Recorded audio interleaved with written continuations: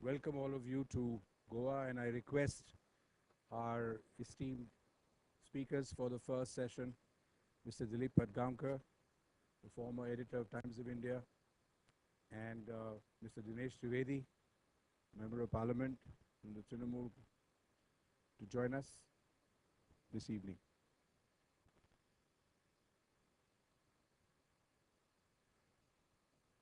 Since I don't have a caller mic, I'll just try and speak from here and try and do the needful. Let me start off by welcoming all of you to the 14th, if I'm right, it is the 14th Regulatory Policymakers Retreat. What excites me about the fact that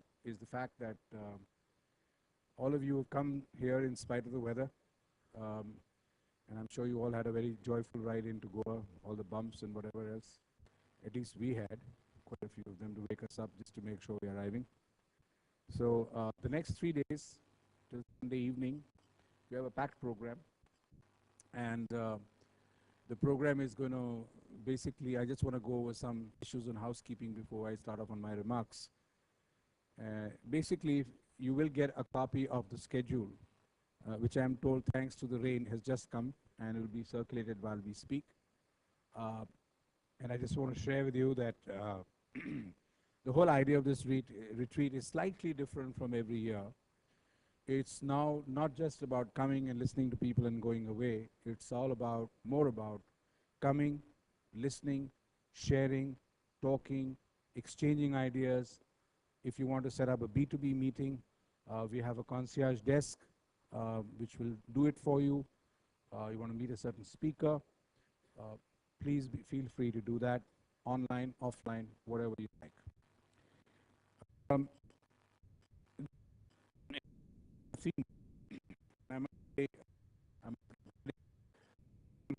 just for chap by Mr. Sohail Seth, who is sitting right at the back, making his presence felt, even though he hasn't uttered a word yet.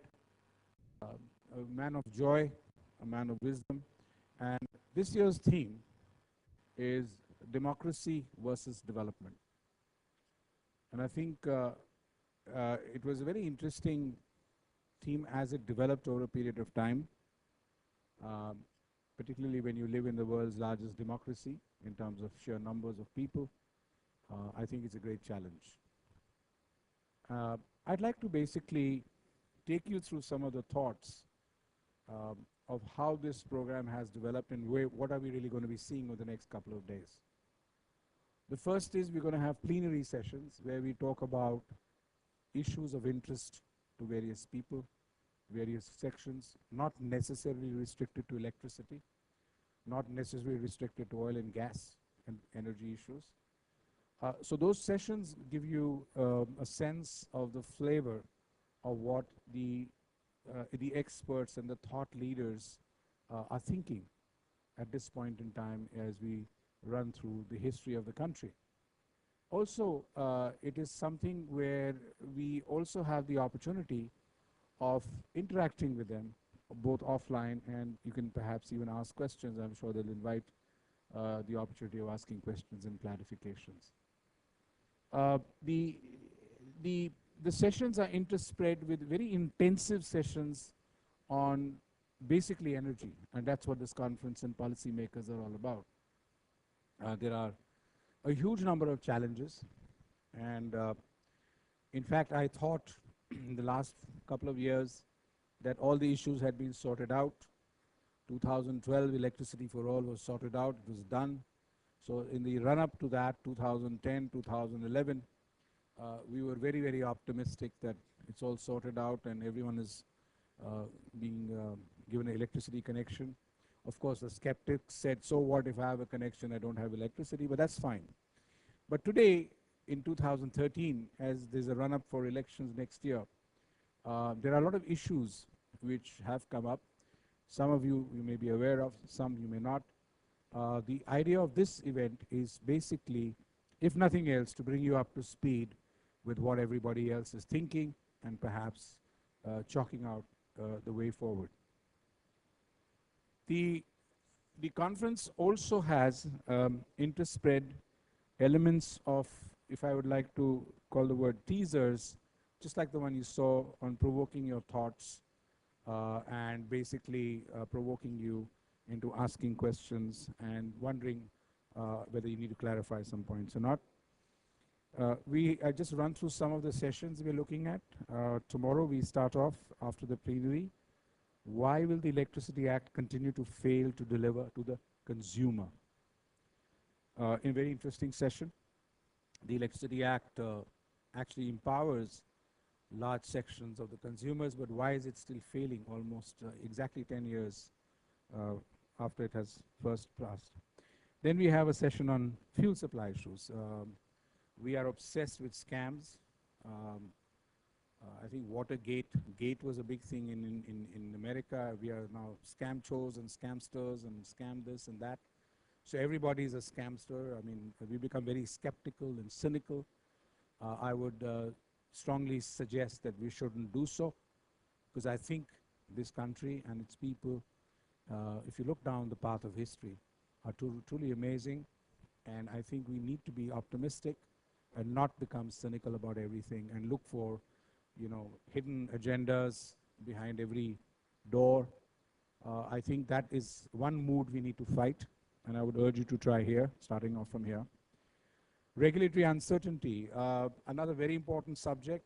Regulators face a lot of challenges, and they are being swayed in some parts of the country by issues of political pressure, by various issues. I don't want to go into it now, but it's regulatory uncertainty is something very important that we need to look at as to why is there regulatory uncertainty and how can we try and fix that problem.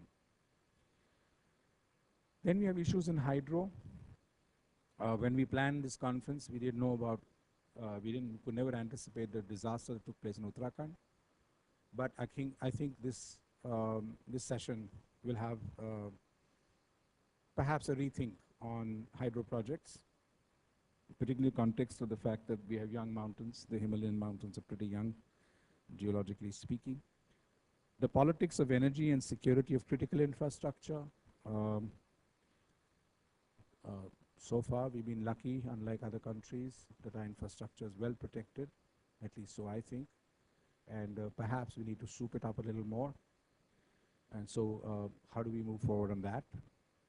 Then we have a session on why competitive bidding has failed and why is there a lack of sanctity of contract. A little controversial and provocative titles. People may disagree, may agree, but the idea is to provoke you, so please get provoked. Issues in distribution and open access. Why the hell haven't we had a single major privatization after 2003 other than Bhiwandi and Agra after Delhi? I'm wondering. So we'll discuss that. Opportunities in energy efficiency. We waste a lot of power. We waste a lot of energy. How do we use power better? We have a very special session on smart grid vision, a roadmap for India. And we hope to link up Mr. Sam Pitroda from Chicago for you right here in this hall. And then we have a session on the transnational trade of electricity. We are talking about Bangladesh. I think starts off, Mr. Umar Shankar can correct me, it's next month or month of August. We start sending the electrons in.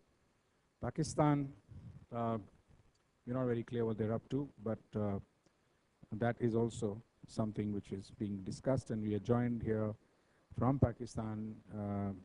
I'd like to welcome the head of the SARC Energy Center, which is based in Islamabad, Mr. Hilal Raza. I don't see him. If he's here, he can raise his hand. There you are, Hilal. Welcome. And my friend from Bangladesh, Mr. Muhammad Hamzal Hussain, from the Ministry of Power. Are you there? There you are. Welcome. And so we have a session on that. Then we have a very interesting session on the water power nexus. And people don't perhaps connect, how is this connected to electricity, but believe me, there's a huge connection between water and power. Then we have issues in renewable energy. And then hopefully you guys are happy and you go home. Now, let me just turn to my remarks on democracy. And there's some very expert speakers sitting here. But I thought that I must as all Indians, we like to tinker around. We're not experts, but you try and, try and hand at everything. So I'll start off with my remarks on democracy. Let me say at the outset, I would put forward two disclaimers. One, I'm very confused. I've really not understood what's going on. And the second one is the fact that I'm a non-technical guy, so I don't really understand the technicalities of democracy, so you must forgive me for that as well. Now, how does this work? Okay. All right, it's only this one. Can you adjust the screen later on? It's slightly off this one. Okay, what is democracy? It starts from the word democratia, and believe me, whatever study I've done over the last 15 days, I was amazed to find that democracy is not for all. Democracy was started in one of the small Greek city-states. I think there were about 500 or 1,000 numerous states, but only one tried this experiment when the ruler abdicated or disappeared or whatever. And democracy at that time started with being only for men and not for any woman, with due respects to those in the hall. Please, it's nothing to do with us. And no slaves. So no lower caste, no lower strata of society was allowed to vote. Only the aristocracy enjoyed democracy. And when I look at this slide and I keep wondering, is there any difference now? I'm not sure. Fair enough. So the evolution of democracy in ancient Greece meant equality for males, as I mentioned, freedom of speech and right to vote. Only free men could vote and women and slaves couldn't. Multiple categories of slaves, etc., and so on and so forth. Then we went through the evolution of democracy, and we found some very strange things. It got intertwined with empires, it got intertwined with monarchies, it got intertwined with, surprisingly, religion. So those of you who really want to get into the nuts and bolts of it can take a hard copy of the presentation and Google it. But it really took off, if you like, with the rise of the Protestant religion movement.